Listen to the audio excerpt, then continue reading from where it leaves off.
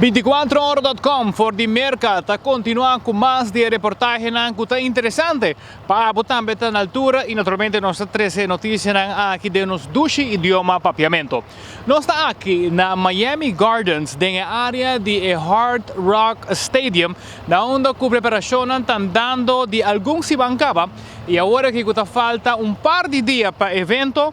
Nós mira que quase tudo está claro. Nós papiando que nanan de Miami Grand Prix Formula 1 Race, na onda que o mundo completo também está pendente para que por mira quem também está manejador que vai ganhar. El outro Max Verstappen viaja mais ou el outro outro. La organización de Fórmula 1 está sumamente grande, na onda con logística está jugando un rol sumamente grande. Y hay aquí un total de 23 races en 20 diferentes países, en 5 diferentes continentes. Y el weekend aquí, entre 5 y 7 de mayo, aquí en Miami, para ser exacto, en Miami Gardens, el evento aquí está tomando lugar.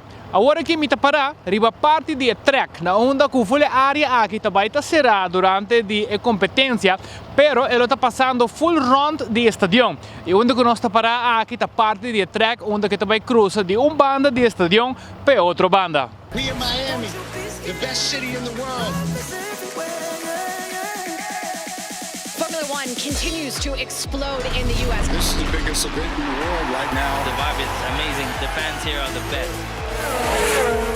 I love the art of it, sport of it. Amazing energy. We go racing here in Miami once again. Let's keep it up. Yes, let's go.